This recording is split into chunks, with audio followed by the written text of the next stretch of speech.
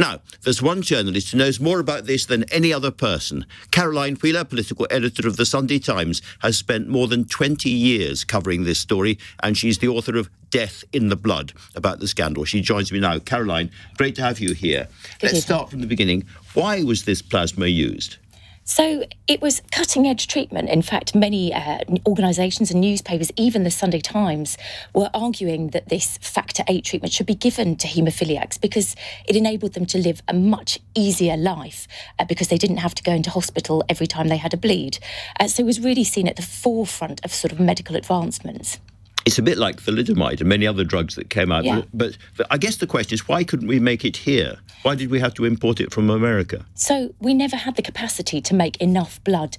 We were never self-sufficient, despite some of the efforts of some of our parliamentarians, Lord David Owen being one of them, who really wanted to make us self-sufficient because he could see that there were issues around the blood products, even when he was a health minister back in the mid-1970s.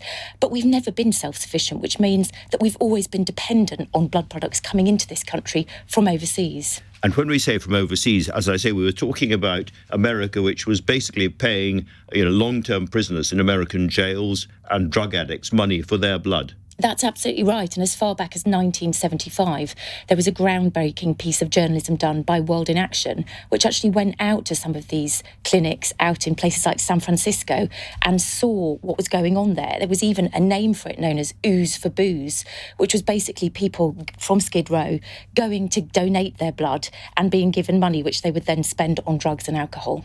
And as I mentioned in the top, we have to talk about the vampire of the Caribbean. This was a guy who worked with Duvalier and ran the Tonton Macoute, who were the kind of thuggish police, weren't they, there? That's right. And what you find with this scandal is that basically wherever there was money to be made out of this, you had some fairly sinister organisations that were actually harvesting that blood.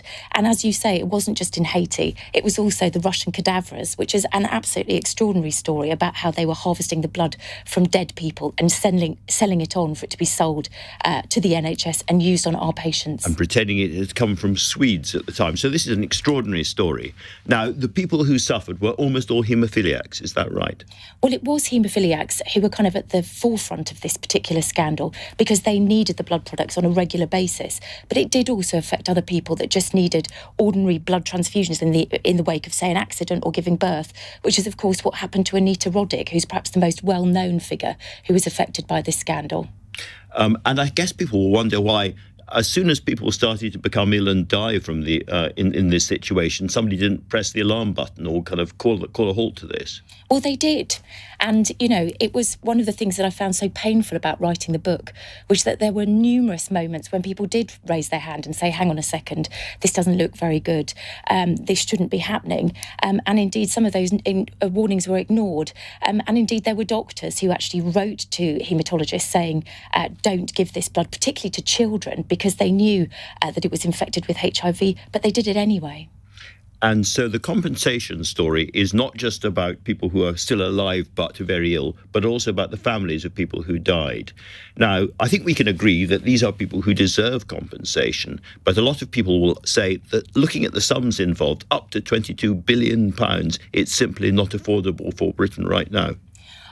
I can understand that point of view. I think the point to say about that is it's not these individuals' fault that the state of the finances are as they are. And in fact, had they been compensated much sooner, the figures may have been much smaller. These are people with complex health needs. These are also people of the deceased who have suffered extraordinary hardship, people whose livelihoods have been taken away from them, orphans who've in some cases been deprived of both parents, parents whose children have died and have been left, in a state of desolation after that, unable to work, unable to do anything, with the huge stigma of HIV also hanging over their heads often.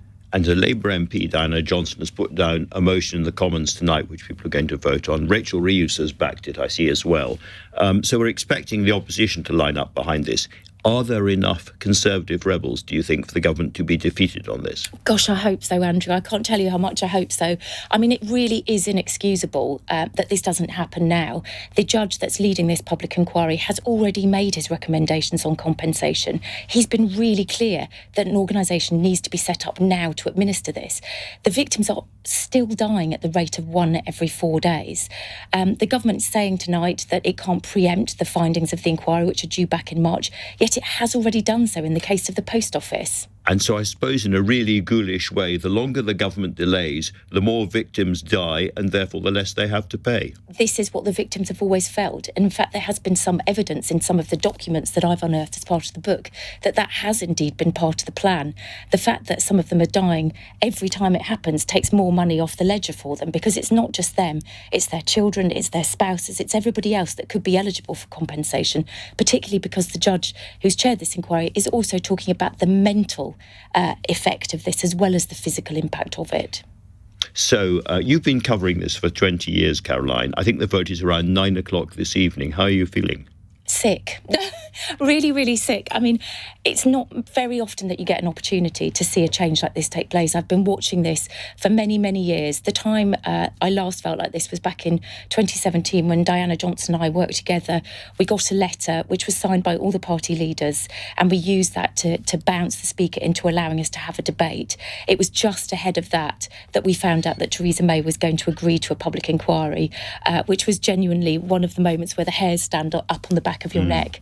And it was just a momentous occasion. So obviously, fingers crossed this evening. Fingers crossed, and good for you, Caroline.